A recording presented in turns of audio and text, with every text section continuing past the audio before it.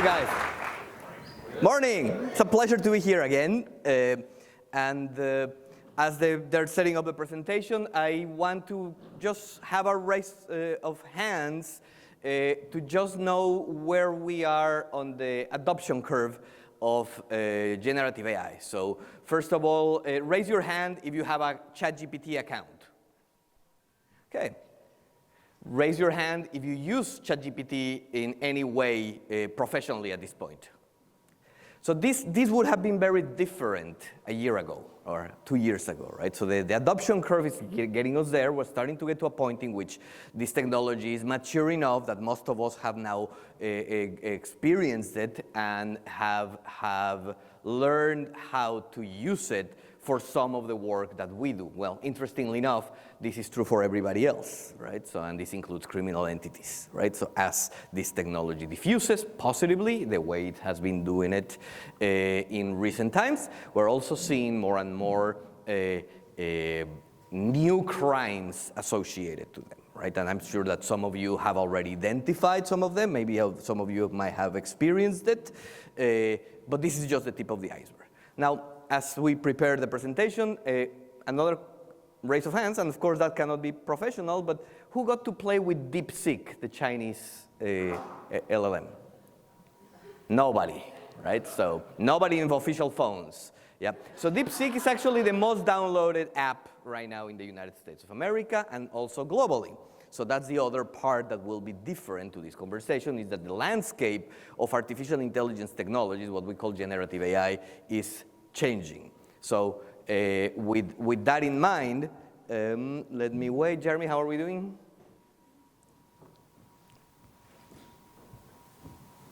Perfect. So I want us to start talking, and that couldn't be better timing. Thank you so much, man. I want to start talking, and I want to use the example, you know, I care about border security. It's funny when you're back in the news, right? So, and your topic is back in the list of priorities. So border security and generative AI are two areas of interest of mine that I started working and try to compare together. And interestingly enough, a lot of this will be a foresight exercise, and I'm using the border almost as a proxy for criminal activity in general, right? So even though some of you might not have an interest in border security directly because you're not affected by border operations. Many of you do have an interest. Consider this as a mechanism for us to explore and brainstorm together at the end some of the trends that we're starting to see associated to generative AI in particular. And I'll keep adding that adjective, generative AI, because there's a lot of hype surrounding this technology, and I want to make sure that we understand what we're talking about. And then criminality, specifically in the case of border security. And I want to start by presenting something that, if you've been in my class, and many of you have, we already discussed, right? So what is that? How do we call it? Where does it come from? The Air Force, one specific pilot. Who was the pilot? Boyd. And why did he create it for? Dogfighting, basically not to get killed, right? So the objective of generative AI, of the OODA loop, was to make sure that you would be able to get into the decision-making process faster than your adversary. That was the main principle. And this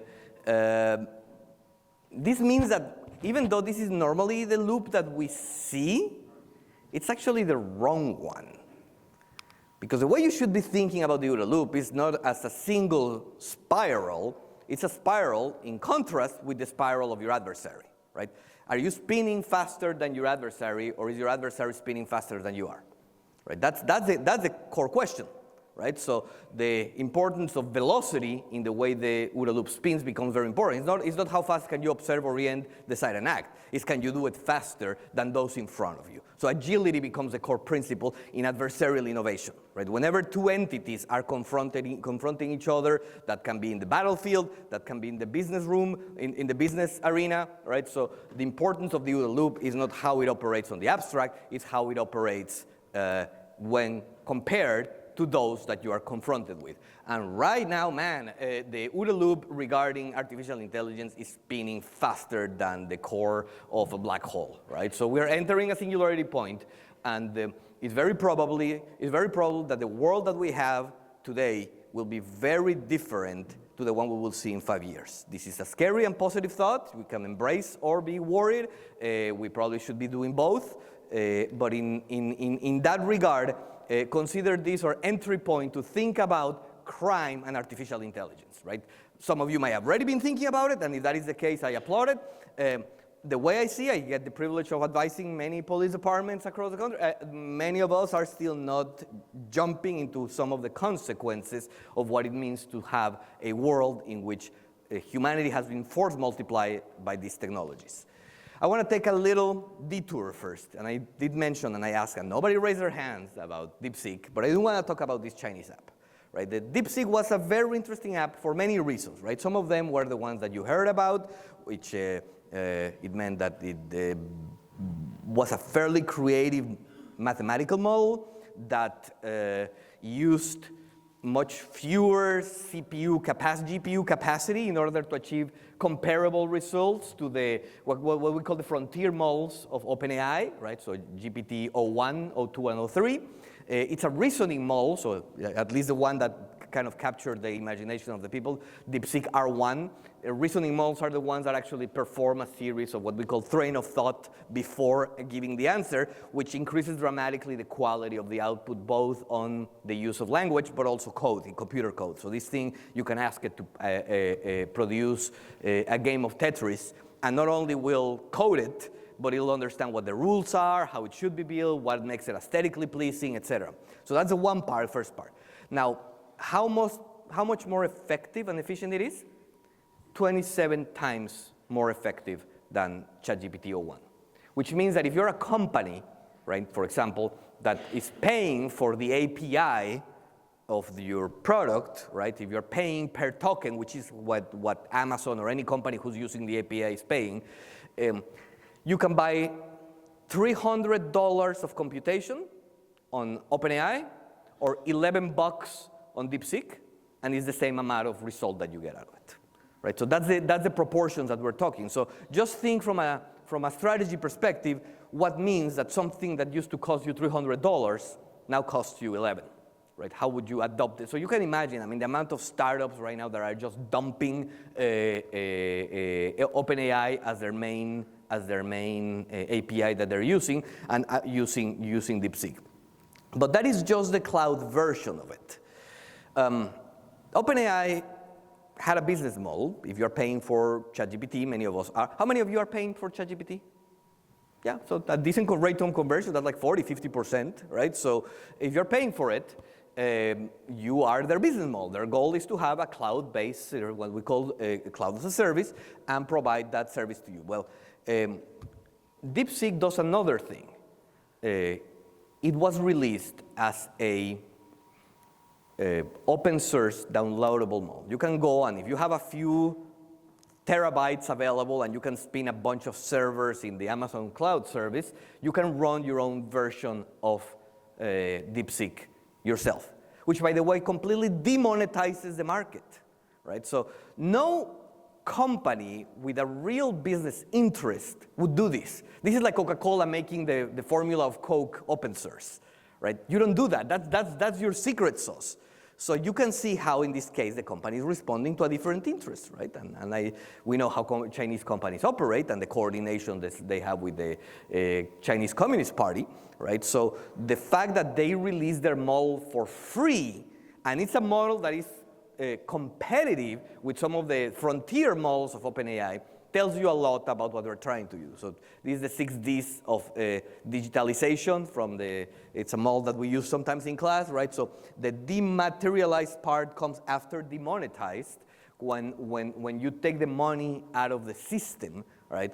Think what happened after Napster, right? So Napster dematerialized and then demonetized the music industry. Now, we have more music than ever, that's fantastic, but it also made the recording industry business model of charging you $50 for one song that you wanted and 9 that you didn't. That model went away, right? And what DeepSeek does right now at the current level of frontier models is that it demonetizes dramatically the business model that we were looking at, right? So, and this is going to be very important because this also decentralizes it. It accelerates, and it's a political play, right? In the near power competition world, whatever, it accelerates dramatically the entry point of China as a direct competitor to the United States of America. Today, most of DeepSeek customers are coming from outside of the United States, and until recently, they were using ChatGPT or the GPT API. Right, so it's not surprising, it's cheaper, it gives you a lot more tokens. If you have the free version of ChatGPT, it only gives you like 6 or 7 interactions before it tells you to wait, and you have to wait 2 hours to get another one. If you have DeepSeek, it'll give you a lot more, right? So, and again, while the version that is hosted in the cloud has the censorship engine of China, which is very interesting. I don't know if you know, Xi Jinping doesn't like to be compared with Winnie the Pooh, right? So some people have decided that he looks like Winnie the Pooh, and it became a big deal. So you can ask DeepSeek in the cloud if Xi Jinping actually does look a little bit like Winnie the Pooh, and he'll tell you that he doesn't want to talk about it, right? It becomes very shy immediately. You can ask if any other politician in America looks like something, and he'll go over there, but it won't touch Xi Jinping. But if you take the version that you can download, right, the exact same model that you can download, because of reasons that it has to do with the architecture of the censorship engine, that one will talk about whatever you want. And he'll tell you about Tiananmen, and he'll tell you all the stuff, because they understood that in order for this to diffuse in the West, they couldn't have a model that would come up with all the Chinese censorship. But on the other hand, they couldn't release something without the censorship, so they created this 2-tiered model in which, as long as you're using the cloud version, that one that you download in your phone, and then you cannot go there. But the moment for you in the private sector, if you download it and spin it in your own servers, that thing will have no censorship. So it makes it very desirable. It's cheap. You have it in your computer system. You can customize it. You can monitor its traffic, and you don't have to pay some Allman's tariff on artificial intelligence. All this to say, the world changed dramatically, and we might not have been aware of how that changed, and it's going to matter a lot when we talk about crime. What is this one? Do you remember? We sometimes use it in class. So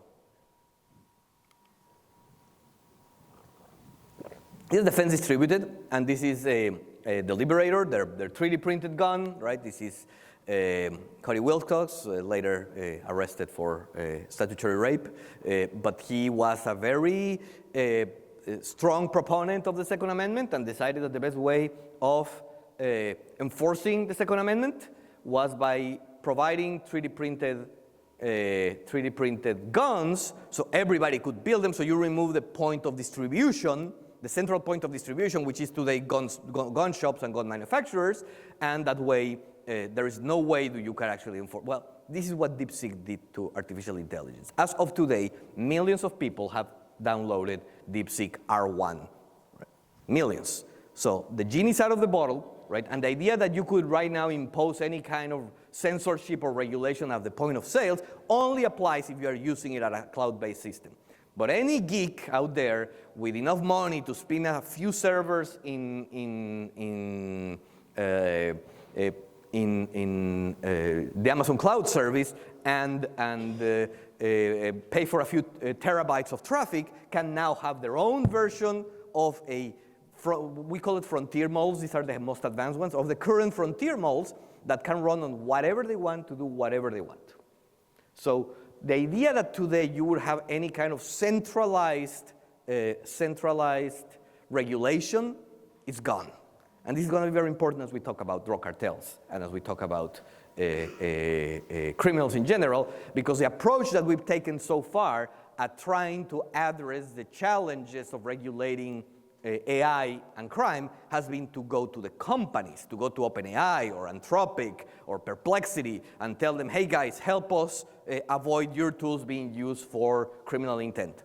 Well, that ship has sailed, right? They are not the gatekeepers anymore that they were 3 months ago. That might change, and there's ways in which we can talk about during the Q&A of how that might change, but as of right now, the ability to spin your own servers and have what is a fairly robust model is now in the hands of anybody who knows how to use GitHub and has somebody who has been certified in AWS. So now we get to the business that brought us here together, right? You know my spiel with drug cartels. Drug cartels are early adopters. So there are many uncertainties. This is Donald Rumsfeld's known unknowns, right? So we don't know how they will end up adopting technology. We know that they will, right? So my typical example for those in the class, you might remember how this goes. The first commercial drone hits the market, I believe, in 2007. The first documented use of a drone by a drug cartel in the US-Mexico border is 2007, right? It takes them 15 days for some Yahoo to look at that thing and say, hey, what could I do with it? And go and try. Remember that whole thing about the spinning cycles of the OODA loops and the importance of velocity? One of the things that they don't have great training, they don't have great capabilities, they have a buttload of money, and they have a very strong early adoption dynamic. And you can see it here. I'm using the case of drones, right? So there's a big discussion if right now the US and Mexico, by the way, it's not new.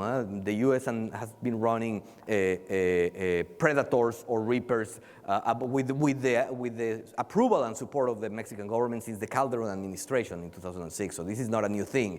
It is a new thing given the political context that we're dealing with right now. But as we have this discussion of drones, I thought that I wanted to show you, well, these are the drones used that cartels have in Mexico, and I'm going to show you more about it.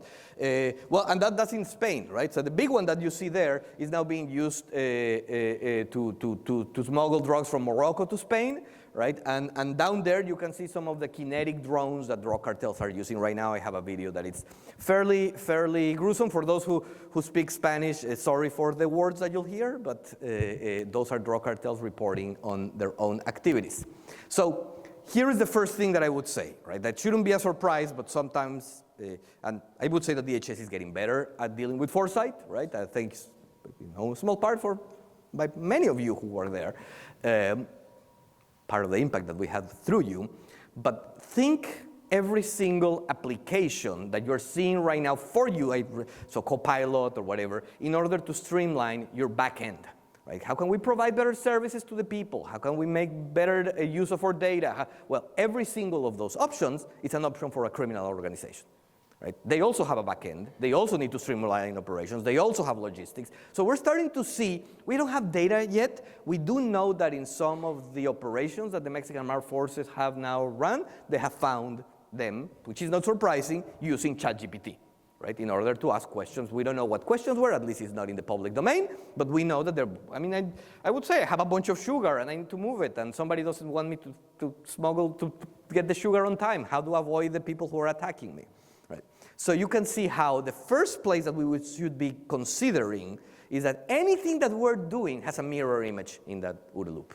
Right? We're building chatbots right now to allow for better interaction with people, right? So now when you go to Amazon and you complain that whatever Christmas toy you bought came late, you start chatting. You're not chatting with a human. You're chatting with an LLM. You're actually chatting with ChatGPT, their version of ChatGPT.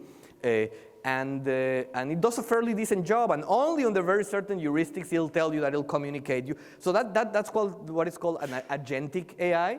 It has been empowered to give you refunds. It has been empowered to ask you questions regarding why you're giving it back or what problem do you have, etc.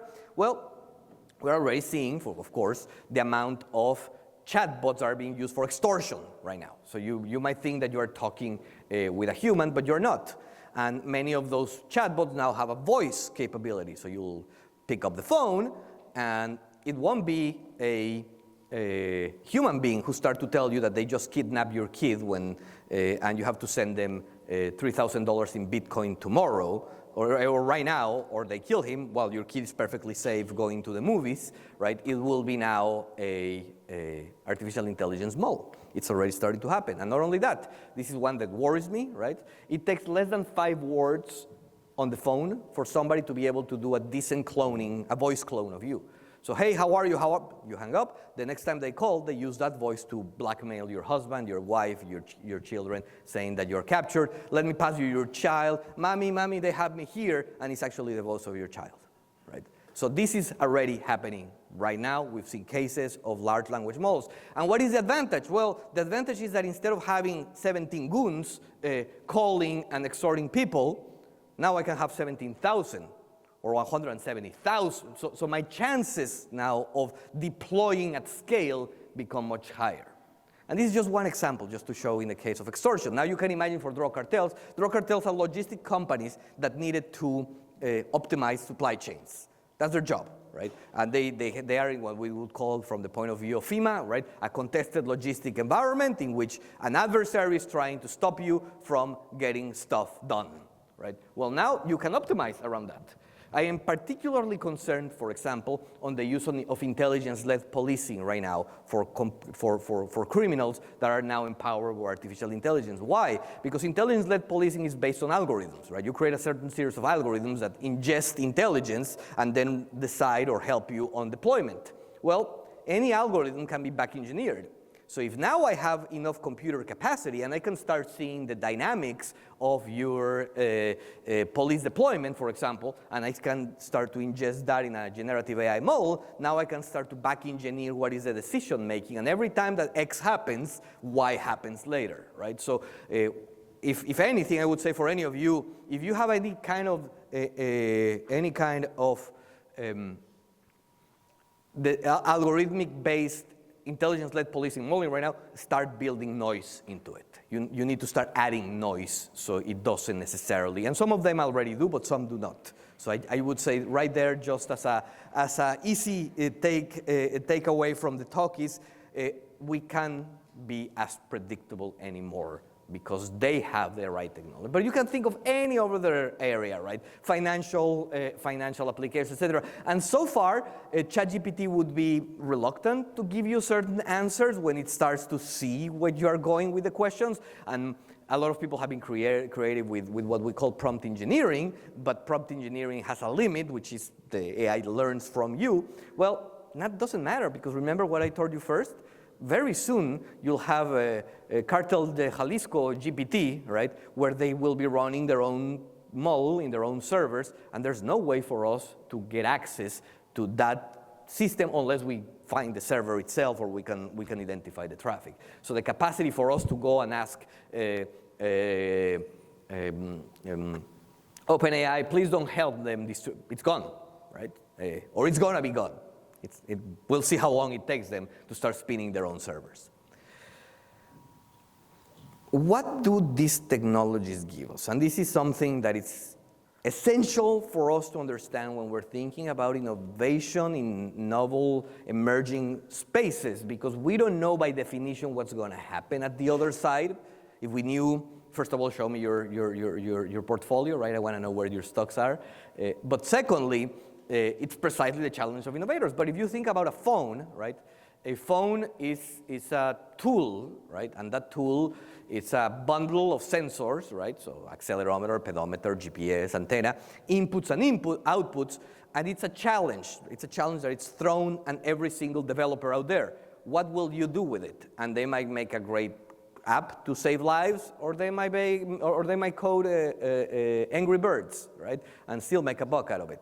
Or a gazillion calendar apps, right? So whatever they end up doing, we know that it's going to be using the screen. We know that it's going to be using the touch screen. It's going to use some kind of sound. It's going to use the GPS location, because those are the affordances that are contained on the phone. So what are the affordances contained on the GPT? I promise this is my only slide with a lot of text, right? I won't read it. I just show it for you to know. There are three things that these things do well, right? And anything a criminal or you will do with it will be in one of these areas, right? So the first one is, the last one, the blue one, is a knowledge base. And this is the one that freaks out everybody, right? So, you can ask it to write an essay, or when did World War II ended, and sometimes it hallucinates, whatever. The knowledge base is actually a byproduct of the way the models are trained. They had to be exposed to the totality of human knowledge in order for them, that it's online at least, in order for them to build the mathematical correlations necessary for them to later on spit plausible text. But it's not their main goal. In fact, what is interesting is that a lot of the LLMs, the large language models, are now plugged to a search engine So it's not that they know stuff on Google, it's that they now can go and search things on Google or Bing, right? ChatGPT has a partnership with Microsoft, so they use Bing, right? So that is the one thing that everybody concentrates, and I think it's the least interesting one. The first one, right, so where you have there, it's the first time that we have a system, a computer system, that interacts with you like other human beings do. You can talk to them, they can hear you, they can see you, right? The O in ChatGPT, O means omni, so it's a model that can see, hear, read and write, and talk.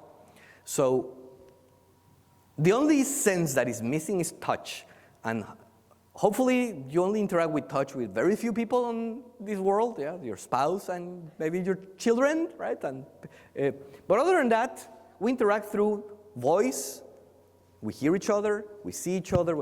Well, now computers can do that, right? So this is the C3PO is here, right? So this idea that you can go now and talk, hey, what about this, and get an answer. That's why chatbots are so powerful. That's why now Amazon can use them. So that's the first thing. So think of how many crimes today are based on, so extortion is a typical example, but there are others that require some kind of human interaction that before computers couldn't do with drag and drop menus, right? So the first aspect here is that these technologies empower computers to have the kind of agency in the world that so far only humans could, right? Through the same mechanisms that you and I use to interact with the world and with others.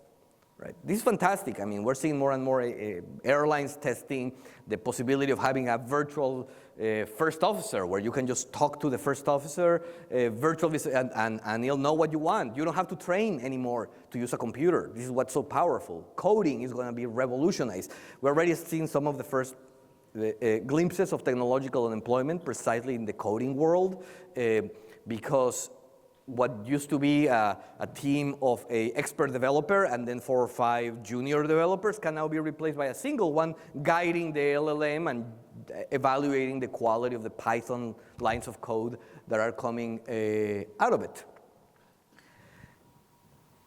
The second one, and this is the one that I think is more interesting for what we're seeing here, is this capacity that it has to think out loud, right? When you start the computational process on ChatGPT, right? So, hey, I have potatoes, I have sour cream, and I have eggs, what can I prepare? And the system will start through association of ideas that sound plausible, come up with what might end up being a very interesting recipe. And sometimes it actually might end up being fairly creative. Turns out that creativity is a lot of free association, right? And this creates a lot of questions regarding what is creativity in general for humanity and intelligence, but this is why you can ask it to give you an emergency management continuity of operation plan for your region and ask it to do it in the voice of the King George Bible, and you'll be able to do it, right? So we would have thought a few years ago that that's the staple of creativity, right?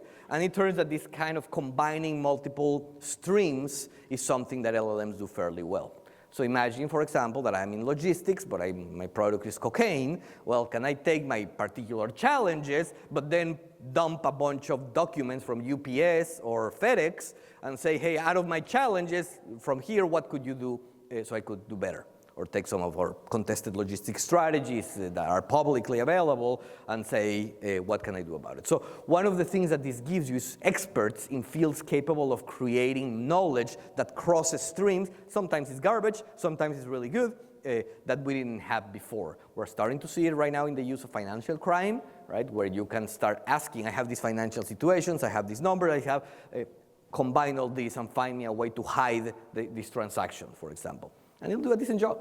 Not great, but decent. The good news is we also can be using it, right? LLMs have already been used for financial discovery and paralegal work to identify illegitimate transactions. Well, again, who's spinning faster? So I already mentioned this one, right? All of these are elements where LLMs are being deployed right now in the private sector around the globe. Consider that any of those become a place where drug cartels will see introduction of LLMs. As I said, we have the first glimpse of it in seized computers where there were ChatGPT conversations already associated to the work of the drug cartel. Right? This is just the beginning. And every single application that is good for the government, well, or it's good for the private sector, might also be good for them. So the question becomes availability. And again, as I started, and that's why I started there, arms control is difficult because a lot of these models are now released in the public domain and have been downloaded millions of times. The second part, and this is where things get more interesting for me today, and we can then open is when you start to have agency in the physical world. Right? AI will not remain inside of our laptops or computers. And the first place where we'll start to seeing it is on drones and swarms. So what I'm showing you here, it's a swarm by the Chinese government. This is not criminal, but you'll see where I'm going with this. Right? And these are a bunch of drones. There's audio, but it doesn't really matter because it's just the propeller spinning. So it's a Chinese swarm by the Chinese armed forces. And of course, they're making a point by showing it, right? So we are working on swarm technology also in the United States military. We have not advertised as much of what we're doing, but I mean this is out of the three-body problem, right? If you saw the show or watched the movie or read the book, it's thousands upon thousands of drones that can operate in synchronicity. They're running on a single computer. A single laptop is coordinating all of them. Now, these ones are more sophisticated. We don't know the details. They probably run what is called on the edge, so they have an AI capability internally on each drone. But computer power today is fairly good because if you think about it, every single drone is just a pixel, right? So the computer can, if it can render Cyberpunk 2077, the game, managing a few thousand pixels in a coordinated way is actually a fairly low computational challenge. 2 months ago, or a month and a half ago, the Mexican armed forces had to admit for the first time that military forces from Mexico have been killed in the line of duty by drones operated by drug cartels. So far, we knew they were using it, we've seen them, but the government had been very reluctant to admit that there had been fatalities in, now we know they have. There have been fatalities from the drug dealers, from the military force, and of course the drug dealers. For the first time ever, for example, we're seeing displaced populations in the state of Michoacan, where they're using drones to plant anti-personnel mines in areas where they don't want farmers to be able to come back, and they do it through drones. But so far, it's been more or less like this, right? So this is actually a video of a drug dealer. So this was seized by the media. And what you see here is a drug dealer operating. This could be the battlefields of Ukraine, right? It's one cartel versus another cartel. So the drone is being operated by one cartel, and that bomb that just came off in an open source system that you can download tomorrow if you want, and on GitHub, just killed 5 members of an opposing gang in Mexico, right? So the drone is operating beyond line of sight, right? So it's using an off-the-shelf software that you and I can use tomorrow, and what you see, the little lock button that they use to release the ordinance, it's a product that it's available to anybody. It can be used tomorrow, and it's used for many agricultural functions, etc. Well, but that's still one person, one operator. Drone swarms have been difficult to produce. The technology behind it was complicated. Well, no more. This is a paper from 6 months ago or 4 months ago that showcases, and it has the code to run swarms of drones using generative AI, which means that your next goon of the Juarez cartel can now, remember that I told you that now we can interact with these things. You can say, hey, not that they'll do it, but you could, go to these GPS locations that I'm giving you right now, and you could say that verbally, right? Or you don't even say GPS location, you can say, hey, look at the US-Mexico border, right? So look where the fence is, and don't go beyond 100 miles of every side, and look for any pickup truck that looks white with a green stripe, and tell me where they are located. And now distribute, right? No code required, no special expertise, and now you have 2,000 drones operated by a single individual. So this is what is revolutionary. You're moving from one person, one operator, to one person, one person, one drone, to one person, thousands of drones, right? So it's not difficult to do, right? So has it been done? So far, we don't know. The use of generative AI, and this is where we get to the failure of imagination challenge, right? Homeland Security was created, according to the 9/11 Commission report, to prevent the failure of imagination challenge. Hal Varian used to say, I like to quote it often in class, so you might remember it, I would love to forecast the future, but I would be happy enough if we can forecast the present, right? If we can cut the distance between the changes that already happen in the environment and the consequence. The paper is there 6 months ago. It's not rocket science, and it's not predicting the future. We know how to operate drone swarms using generative AI. It's solved, right? Now the question is if it happens tomorrow or in 10 years, right? If it happens for us or for the adversaries first. Who adopts the change? But the change has already happened. It's not a future event, right? Now you combine it, and this is where in foresight you start to combine streams, right? You start to see different mega trends. We have drone technology, we have artificial intelligence, and we have some of the challenges that we're seeing in the war on drugs with the emergence of fentanyl or carfentanil. If you want to know why they like that product, it's because that miniaturized payload fits perfectly fine in a heavy lift drone and is capable of being shipped from one side to the other of the Morocco coast all the way to Spain with almost no risk, right? We've seen now drones, maritime drones that are autonomous, very simple autonomy, coming all the way to Big Sur, California here with narcotics inside of them. So the war on drugs is not only going fully autonomous, which it already is, as we saw with military forces in Mexico being killed by drug cartels, but it's also becoming artificial intelligence enabled, as we see with ChatGPT and other technologies already being used by them. So at this point, I mean, the question is not if these two trends will intersect, the question is where, right? And by the way, cartels, which is one of the reasons I like to work and explore what they're doing, they're the canary on the coal mine because they're better funded than many other criminal entities. But other criminal entities will follow suit, right? So we shouldn't be surprised if the next marathon bomber is not carrying backpacks in the middle of a crowd, but is landing 7, 8, 9, 15, 1,000 drones at the same time in a certain place. Which is why some of you guys have been working on counter-UAV technology, doing amazing things, and why it should be such a priority right now to what we're doing, both at the technological but also statutory and legislative effort. And right now CHDS, through our partnership with the Department of Defense, we're working on exploring that problem space because it's so salient. And right now we're even not talking about drones that have been empowered with artificial intelligence, right? So here's what we know, and it's known already, right? So one is current levels of AI technologies are non-regulatable, right? If we get ahead of it or not, I don't know. And by the way, I'm not even saying that we should.